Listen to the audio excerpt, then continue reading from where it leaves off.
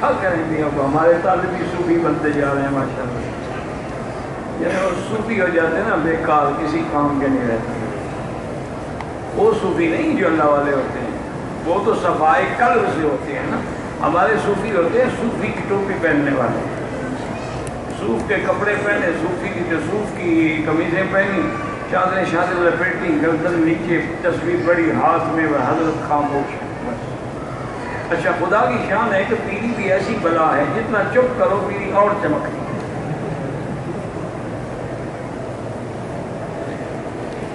اچھا جی, بندہ سورہ سجدہ تلاوت کرے, قرآن پاک پڑھ رہا ہے تو بیٹھے بیٹھے سجدہ کر سکتا ہے, کھڑے ہونے کی کوئی ضرورت نہیں, بیٹھے بیٹھے سجدہ.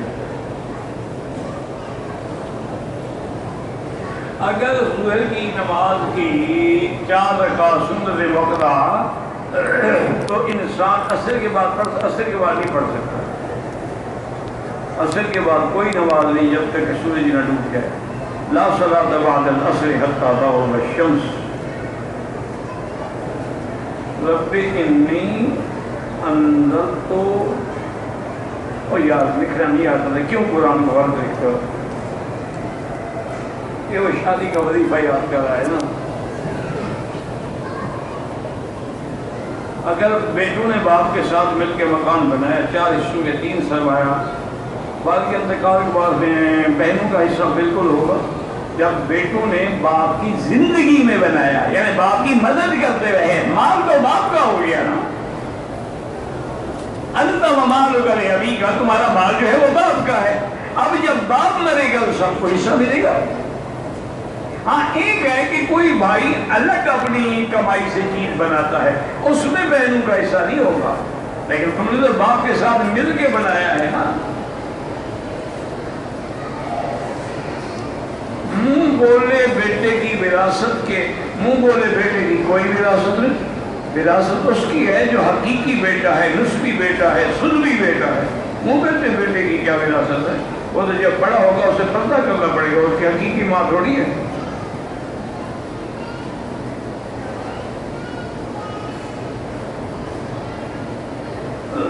اگر مثلا زکوٰۃ کی رقم ہے اور ہم نے کسی مدرسے کے طالب العلم کو, غریبوں کو دے دی, اب وہ طالب العلم اپنے منشے سے مدرسے کے کسی کام میں لگا, ان کی مرضی, وہ مالک ہے, جی 10 لگائے.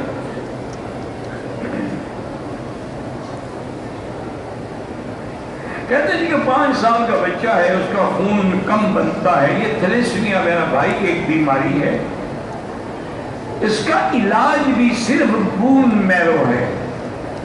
وہ ہڈیوں کا گودا بدلا جاتا ہے, لیکن بہت مہنگا علاج ہے. پھر وہ گودا بھی اس کے برابر آئے, مل جائے. اللہ سے دعا کریں, زمزم بھی پلائیں, لیکن اب علاج ہو رہا ہے. اگر اللہ نے تمہیں توفیق دی ہو, پیسے دیے ہوں, ہر ملک میں ایسے یعنی ہسپتال موجود ہیں جہاں وہ آپریشن کیا جاتا ہے, ٹرانسپلانٹ کیا جاتا ہے.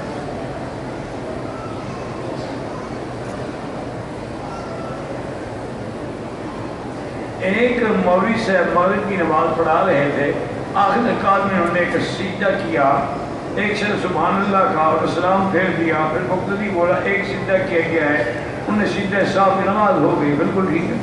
جب اس کو پتہ لگ گیا کہ میں نے سجدہ ایک کیا ہے تو ان کے بجائے سجدہ صاحب کر دیا اس نے. لیکن بعض علماء کہتے ہیں کہ سجدہ چونکہ فرائض میں ہے جب نماز ہی نہیں ہو, اس کو پوری رکعت پوری کرنی چاہیے, صرف وہ ایک سجدے سے کام نہیں ہوتا.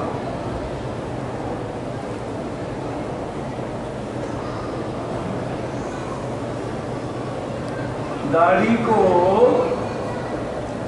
معاف کرتے مطلب کیا ہے؟ میرا بھائی گزارش یہ ہے کہ داڑھی جو ہے نا وہ تو یہ کہیا تو یہ ہے, یہ جگہ تو کہیا نہیں, یہ تو خدین ہے, خط تو یہاں بنایا جاتا ہے, وہ عقل کیا کرنا, یہ تو خط ہے, لہیہ ہڈی کا نام ہے اس کا. تکبیر اذان کا 1/2 حصہ کے تو دونوں حدیث میں ہیں, ایک دفعہ کا ہو گیا تو اشہد اللہ الہ الا اللہ اشہد ان محمد, یا اشہد اللہ الہ الا اللہ اشہد اللہ, اذان کی طرف دونوں حدیث میں, جھگڑے کی کیا ضرورت ہے؟ تو ان کے امام یہ کہتے ہیں کہ کہ جب دونوں حدیثیں موجود ہیں تو اذان میں ہم 2 دفعہ کہتے ہیں، تکبیر میں ہم ایک دفعہ کہتے ہیں تاکہ اس حدیث پر بھی عمل ہو جائے۔ امام ابو حنیفہ فرماتے ہیں کہ جتنے لفظ زیادہ ہوں گے ثواب زیادہ ہوگا یا کم ہو جائے گا؟ اگر ہم 2 دفعہ کہیں گے ثواب بڑھ جائے گا تو ہم کیوں ثواب اپنا کام کریں؟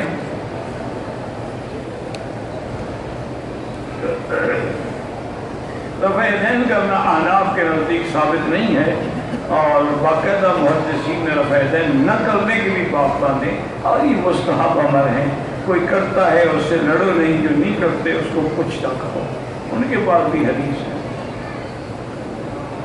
قضا نمازیں اسی طرح پڑھی جاتی ہیں جیسے ادا پڑھتے ہو، جیسے مغرب پڑھی اسی طرح قضا بھی اسی طرح پڑھو گے۔ ایک آدمی ہمارے پاکستان میں ہوئے پہ آئے، انہوں نے احرام مکے میں باندھا ہے، ماشاءاللہ عمرہ تو ہوا ہی نہیں، دم بھی پڑ گئی، پہلے عمرہ تو قضا کریں نا، وہ مکے سے قضا نہیں ہوتا، مسجد عائشہ جائیں یا طائف جائیں یا مدینہ شریف جائیں۔ دم کا معنی یہ ہوتا ہے ایک بکری یہاں منڈی موجود ہوتی ہے، وہاں جا کے بکری خریدی، ذبح کرا کے گوشت بنا کے تقسیم کر دی، یا کسی مدرسے میں جمع کرا دو، یا یہ جو جمعیات الخیریہ بنی ہوئی ہیں ان کو دے دو، وہ کر دیں گے۔ انشورنس کے جس ملک میں حکومت آپ کے اہل کے ذمہ دار نہ ہو، نہیں، ذمہ دار تو کسی ملک میں کوئی کسی کا نہیں ہوتا، بہرحال انشورنس اپنے منشے سے نہ کر، ایک ہے گورنمنٹ کا حکم کہ جیسے بعض ملکوں میں آپ داخل ہی نہیں ہو سکتے جب تک انشورنس نہ ہو، تو وہاں کرائیں گے تو آپ پہ گناہ نہیں ہوگا۔ بینک سے لیز پہ گاڑی لیں گے تو وہ سود لیں گے، سود حرام ہے۔ کچھ بالوں پہ کسر کرنا، چوتھا حصہ بالوں کا کٹ جائے پھر جائز ہے، یہ ٹک لگاتے ہیں دم پڑ جاتی ہے۔ میرے ساتھ 1 سال کا بچہ تھا، اسے پیشاب کیا، میں نے صابن سے ہاتھ دھو دی، کوئی دم جم نہیں۔ سعودی عرب میں عمرے کے لیے غسلوں پہ پابندی ہے، مجھے تو پتہ نہیں ہے کہ پابندی ہے، پتہ نہیں، یہ تحقیق آپ ہی کرتے رہے ہوں گے نا، یار آنے والا یہ خسرہ ہے یا مرد ہے، اس کو وہاں امیگریشن میں دیکھنا پڑے گا۔ کیا بچی والی باتیں کرتے ہو، ہمیں بھی تنگ کرتے ہو، خود بھی تنگ ہوتے ہو۔ کہاں ہے وہ حکم جس پہ پابندی لگی ہے؟ لے آؤ اس کی کاپی۔ ہم مدینہ شریف سے احرام باندھ عمرے کے لیے عصر کی نماز کے بعد طواف شروع کیا، طواف مکمل کیا تو 25-20 منٹ مغرب کی نماز تھی، ہم بیٹھ گئے کہ مغرب ٹھیک ہے، کوئی بات نہیں، بیٹھ گئے، کوئی حرج نہیں، مغرب کی نماز پڑھ کے سوا مروا دوڑ لیا، کوئی حرج نہیں، چاہے عشاء کے بعد دوڑ لو، چاہے ساری رات نہ دوڑ لو، احرام رہے گا، احرام نہیں کھول سکتے۔ یہاں جو 11:45 پہ اذان ہوتی ہے، جمعہ کے اصل جمعہ کی اذان 12:12 پہ ہوتی ہے، وہ تو اعلان ہے تاکہ لوگ تیاری کر لیں نا۔ اگر اس دوسری اذان پہ آپ تیاری کریں گے تو آپ تو تیاری کر کے پہنچیں گے، انشاءاللہ جمعہ ہو جائے گا۔ یہ تو پہلی صرف اعلان ہے۔ ایک عمرہ کرنے کے بعد اگر دوران میقات سے واپس آئیں، بالکل اگر میقات میں جائیں گے زیارت کرنے، جیسے طائف چلے گئے، واپسی میں لازم احرام باندھنا ہوگا۔ میں مکہ سے چھٹی پر گیا، واپسی پہ عمرے کے لیے احرام باندھ کے نہیں آیا، یہاں سے کیا دم پڑ گئی۔ شوہر بیوی کے دودھ کو منہ لگا سکتا ہے، بالکل اچھی طرح پیتا رہے، کیا فرق پڑتا ہے؟ بھئی اس کی بیوی ہے نا، 2 فائدے ہو گئے، ایک تو بیوی کا فائدہ ہو گیا، ایک گھر میں بکری بھی ہو گئی، بالکل مزے کرو، دودھ پیو، بلکہ اور تھوڑی دیر صبر کرو، ترقی کرو گے، اور بھی کوئی چیزیں پینی پڑیں گی تمہیں۔ انا للہ و انا الیہ راجعون۔ بہرحال نکاح نہیں چھوٹتا، وہ غم نہ کرو۔ اگر کسی نے اپنی بیوی کو غلط راستے سے استعمال کیا، اس پہ اللہ کی لعنت ہے، توبہ کرے اور آئندہ اس گناہ سے بچے۔ زمزم کا پانی بھی بیٹھ کے پیا جاتا ہے جو سنت ہے، لیکن اگر کھڑے ہو کے پی لے تو گناہ نہیں ہوگا، باقی پانی کھڑے ہو کے پیے تو گناہگار ہوگا، خلاف سنت ہوگا، کیونکہ حضور پاک نے کھڑے ہو کے کیا ہے، اس لیے اگر کوئی کھڑے ہو کے، یہ جو لوگوں نے رواج بنا رکھا ہے کہ زمزم کھڑے ہو جاؤ جی، زمزم تو پینا ہی کھڑے ہو کے، یہ تو ان کی عادتیں ہیں نا جی۔ تازیہ شریف آئے تو کھڑے ہو جاؤ، اور زمزم شریف آئے تو کھڑے ہو جاؤ، اور تلتل شریف آئے تو کھڑے ہو جاؤ، یہ تو قوم کو عادت ہے۔ وہ حضور اس لیے کھڑے ہوئے تھے، کنویں پہ کھڑے تھے، بیٹھنے کی جگہ ہی نہیں تھی، نیچے پانی تھا۔ بخاری شریف کی حدیث کھول کے پڑھیں، اگر جبل عمر کے بے ہوٹلوں میں نماز نہیں، اگر اگلی صفحے نظر آ جائے نماز ہو جاتی ہے، لیکن صف نظر نہ آئے تو نہیں ہوتی ہے۔ لیکن تم ہوٹلوں میں اسی طرح ہوٹل میں رہنے کے لیے آئے ہو یا اللہ کے گھر نماز پڑھنے کے لیے آئے ہو؟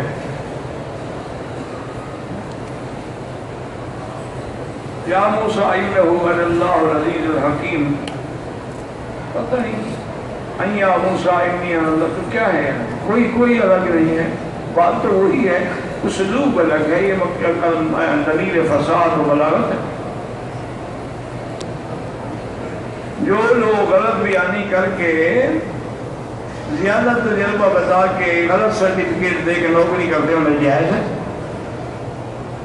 جب خود کہہ رہے ہو غلط بیانی، جب غلط بیانی ہے تو غلط ہے۔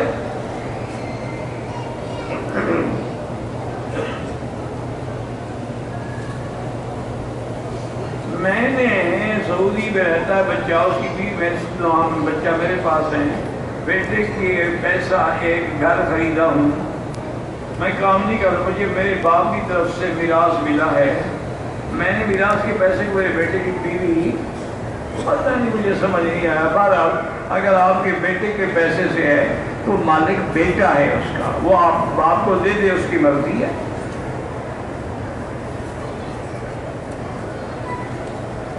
ہم 3 بھائیوں نے سعودی عرب سے برما میں ہمارے ماں باپ کو 10 سال تک پیسہ دیتا رہا، ہم 2 بھائیوں کا بیوی بچہ وہاں یہاں ہیں، تیسرے بھائی کا کچھ پیسے سے ہمارے باپ نے زمین خریدا، اس کا بیوی بچہ وہاں، بہرحال جس کے پیسے سے زمین خریدا اسی کی ہے، جس کے پیسے سے مکان بنا وہ اسی کا ہے۔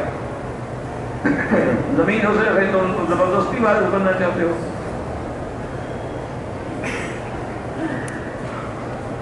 اگر امام 3 آیت مبارکہ پڑھنے کے بعد صحابہ ہو جائے، ہاں مقتدی بتا سکتا ہے۔ طواف کیا، صفا مروہ دوڑ کر بال دوستہ پھیرا، تو کیا یہ عمرہ صحیح ہو گیا؟ ہاں جی بالکل صحیح ہو گیا، کوئی کفارہ نہیں۔ عمرہ ہوتا ہی یہی ہے کہ احرام باندھ کے آؤ، طواف کرو، صفا مروہ دوڑو، بالوں پہ دوستہ پھرو۔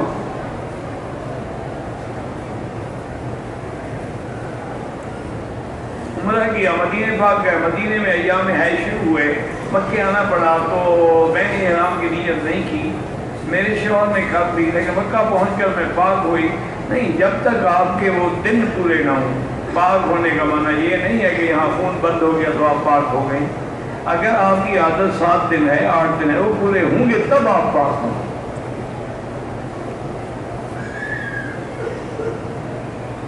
مردہ کو قبر میں رکھتے وقت کچھ بولنا چاہیے؟ ہاں، بعض علماء کہتے ہیں کہ علی ملت رسول اللہ، حضور کی سنت کے مطابق ہم تمہیں دفن کر رہے ہیں اور اللہ سے سوال کرتے ہیں کہ تمہیں سوال و جواب میں ثابت قدم رکھے۔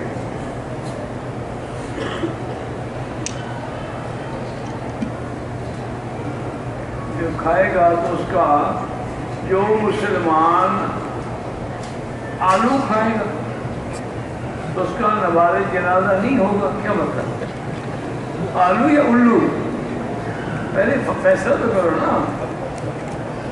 نماز جنازہ ہوگا، چاہے حرام بھی کھایا ہو، گناہگار ہے، کافر تو نہیں ہے نا۔ حالت احرام میں بھولے سے ناک کا بال توڑ دیا، کوئی کفارہ نہیں۔ حالت طواف میں کعبے پہ نظر پڑ گئی، کوئی مسئلہ نہیں، حکم یہ ہے کہ نظر نیچے رکھو۔ ایک عمرہ کر لیا ہے اور مدینہ سے واپسی پر بالکل عمرہ کرنا ضروری ہے، مدینہ منورہ میقات ہے۔ عورت کا سیدھے کا طریقہ یہی ہے کہ زمین کے قریب زیادہ ہو، مردوں کی طرح اٹھا ہوا بدن نہ ہو۔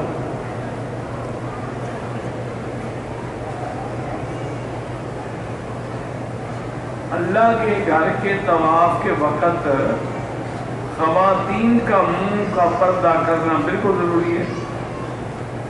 دیکھ کہ اللہ کے گھر میں ہیں تو اللہ کے حکم کو توڑ ڈالو. پردے کا حکم تو اللہ نے دیا ہے نا، وہ اللہ کے گھر میں توڑ رہی ہو. دعا سیدھی اللہ سے مانگیں، ربنا آتنا فی الدنیا. نماز میں رفع دین جو کرتے ہیں ان کی نماز بھی ٹھیک ہے، جو نہیں کرتے ان کی بھی ٹھیک ہے. عذاب قبر سے مراد زمین والی قبر ہے. ہاں جناب یہی قبر ہے. حضور نے انہی پہ کھڑے ہو کے فرمایا انہما یعذبان، ان دو قبروں پہ عذاب ہو رہا. تو زمین پہ کھڑے تھے حضور. باقی جس کی قبر نہیں ہوگی جہاں ہوگا اللہ اس کو وہی عذاب دیں گے، لیکن جو قبر میں ہوگا اس کے لیے یہی ہوگا. کرنے کے بعد حل کرانا بالکل ضروری ہے. اگر نماز ہم مسافر ہیں، امام کے پیچھے پڑھی تو ہم پوری پڑھیں گے. سنت نفل معاف ہے، پڑھو گے تو ثواب ہے، نہیں پڑھو تو ضروری نہیں ہے. عورتوں کے حرام مسجد حرام میں نماز کا کیا ہو؟ بالکل پڑھیں، جماعت کے ساتھ پڑھیں. حضور کی بیویاں حضور کے زمانے میں صحابہ کی بیوی سب مسجد میں آ کے حضور کے ساتھ نماز نہیں پڑھتی تھی. میں نے کراچی یا جدہ سے احرام بان نہیں آیا تو دم پڑ گئی. مسجد عائشہ سے چاہے 200 عمرہ کرو دم تو دینی پڑے گی. اگر حالت احرام میں وضو کرتے ہوئے داڑھی کا بال ٹوٹ جائے کچھ نہیں ہوتا.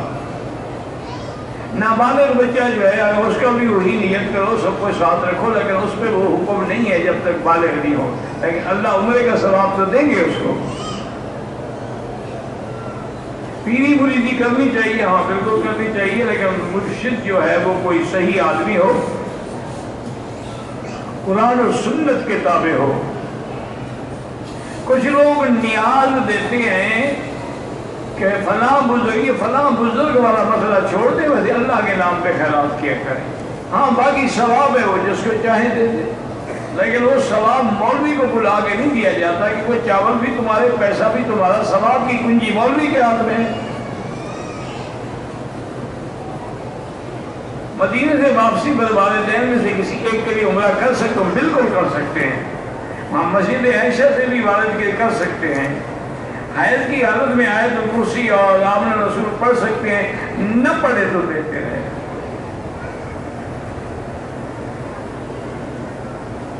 کہتے ہیں حنیفہ کون ہے؟ مجھے تو نہیں پتا کیا لکھا ہے آپ نے حنیفہ کون ہے. قرآن کی تفسیر گھر میں پڑھ سکتے ہیں، پڑھ تو سکتے ہیں، لیکن بہتر یہی ہوتا ہے کہ کسی عالم دین سے پڑھیں، وہ زیادہ بہتر ہے. ویسے اگر اردو کی تفسیر ہے پڑھ سکتے ہیں، جہاں سمجھ نہ آئے نشان لگا دیں. پھر کسی عالم سے اب تو عورتوں میں بھی ماشاءاللہ بڑی بڑی عالمہ ہیں، فاضلہ ہیں، ان سے جا کے سمجھ لیا. کہتے ہیں جی کہ کنایہ الفاظ سے بھی طلاق ہو جاتی ہے. ہاں ہو جاتی ہے. کہتے ہیں کہ میرے حمل ضائع ہو جاتے ہیں. اللہ سے دعا کرو بیٹی، اللہ کے ہاتھ میں ہے. کوئی سسٹم، کوئی نقص تو ہے نہ تمہارے اندر. کسی بہت بڑی اچھی لیڈی ڈاکٹر سے جو گائنا میں ماہر ہو اس سے مشورہ لو اور ابھی سے احتیاط کرو.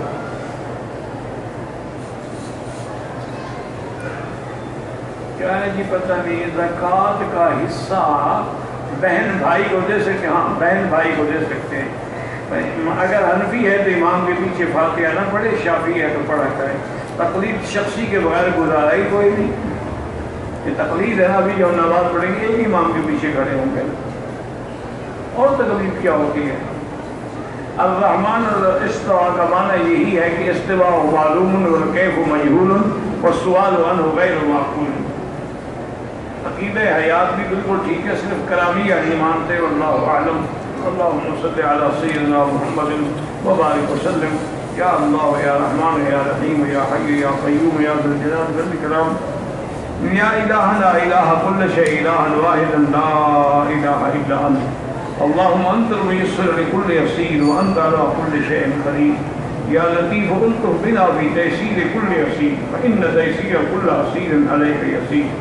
اللہم یسر امورنا فرج همومنا اقض عنا دیوننا اللهم ارحم ضعفنا واجبر كسرنا واشفنا واشف مرضانا ومرضى المسلمين وارحم موتانا وموتى المسلمين برحمتك يا ارحم الراحمين. اللهم انصر الاسلام والمسلمين. اللهم انصر المجاهدين الذين يجاهدون في سبيلك لإعلاء كلمتك. اللهم احفظ سائر بلاد المسلمين وهذا البلد الامين واجعل امنا مطمئنا سخاء رخاء الى يوم الدين برحمتك يا ارحم الراحمین. یا اللہ بیماروں کو شفا عطا فرما. یا اللہ اس عاجز کی ظاہری داخلی باطنی بیماریاں دور فرما. یا الہ العالمین بے دینوں کو دین عطا فرما، بے حیاؤں کو حیا عطا فرما، بے اولادوں کو اولاد صالح عطا فرما، بے روزگاروں کو روزگار عطا فرما، قرض داروں کے قرض عطا فرما. یا الہ العالمین ہمیں مانگنا بھی نہیں آتا، بغیر مانگے عطا فرما. یا ارحم الراحمین مسلمان جس ملک میں ہیں ان کی جان مال اور عزت کی حفاظت فرما. یا اللہ اس بلد الامین کو قیامت تک ہر فتنے سے محفوظ فرما.